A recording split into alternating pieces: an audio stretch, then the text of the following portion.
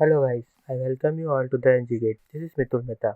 I hope you are making good use of your quarantine time. So let's start today's topic. Now let's see variable bending load. As we know, bending moment is load into distance. Here a section A is shown at distance x from the free end and the load P is being applied at the free end. So the stress generated will be tensile in upper layer of from the neutral axis and compressive from in the bottom layer of neutral axis. The red dashed line is neutral axis. The stresses generated at neutral axis is 0. Now the distance from the free end is maximum at the fixed support. So maximum bending moment will be there as P into X will be maximum due to X is maximum. Due to maximum bending moment, maximum bending stress will also be generated over there. Here an element from the upper layer of the bar is shown, which shows tensile loading, and the element from the bottom is loaded in compression. As we seen, the distance that is x increases, the bending moment increases.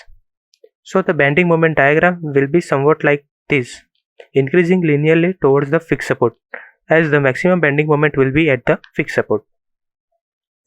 The stress distribution over here will be parabolic, as shown over here. Now it is why parabolic that you will be seeing in our upcoming videos. Here the shear force will be constant. It is because when load is applied vertically, it will be resisted by element vertically only, and there is no other force vertically apart from the load P.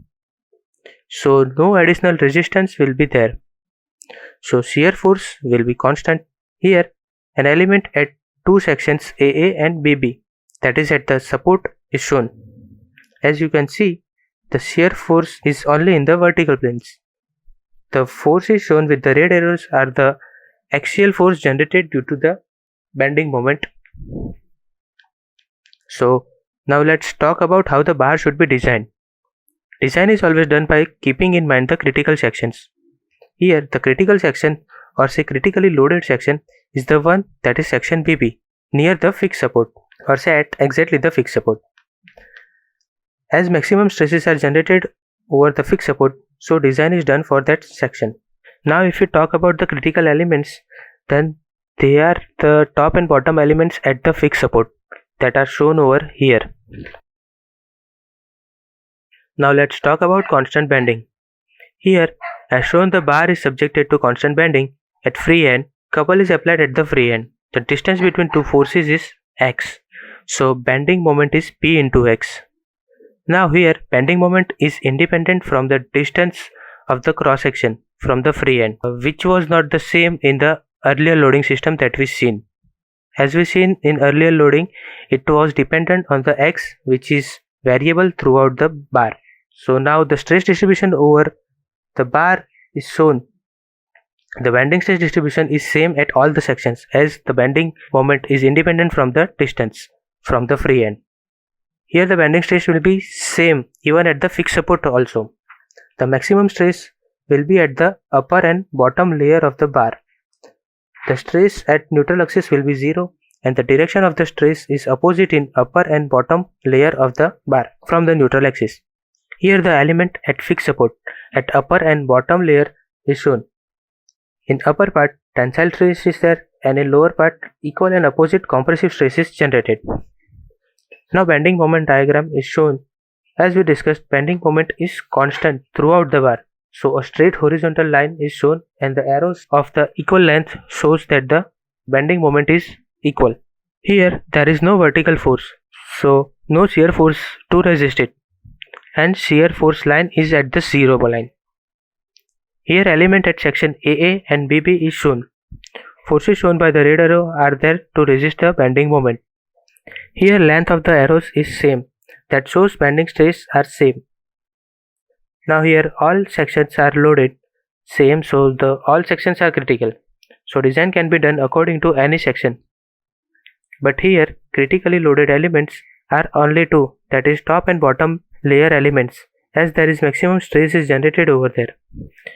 So now let's talk about the combined loading system. As the name suggests, all the loads that we've seen till now all are applying together on the bar. First, the constant bending moment and its reaction is shown, then the torsional loading, then axial loading. The element is shown with shear. The stress due to axial load is sigma A, shear stress due to the torsion, that is tau, and bending stress due to the bending moment is sigma B. Now, if we see it separately, then we can see that the inclined line that shows the stress is shifted due to the green arrow, which shows the axial loading. And we can see the shift of the neutral axis in the downward direction. Due to axial loading, the stresses generated over any cross-section area will be uniform. So there will be some stresses at the neutral axis also. So it will shift the neutral axis from the bar central axis in the downward direction. Or in other words, we can say that the shift of neutral axis shows that the zero stress line will be shifted downwards in this type of loading system. Here, diagram due to the torsion is shown and the shear stresses are shown by the gray arrows.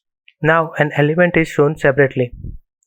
As we earlier saw, due to bending moment, the forces will be generated to resist it on element. Same will happen over here. But in addition to this, there is an axial load also. And the shear stress due to the torsion is also being applied. That is shown in the diagram. Here, the red arrow shows the bending stresses that are generated due to bending moment. And in addition to this, green arrow that shows the axial loading stresses. So the element is showing the combined effect of all the three: shear stresses, bending stresses, and the stresses due to the axial loading. So in this type of loading, the critical sections will be all the sections throughout the beam, but the critical elements will be only the upper layer elements of the beam. Now here's food for your brain. Imagine that constant bending moment is replaced with the variable bending moment. So what will happen in the combined loading system? Write down your answer in the comment section. So that's all for today. Thank you for listening. Keep your doubts in the comment section and not in your mind. Also like, share and subscribe to our channel. Thank you.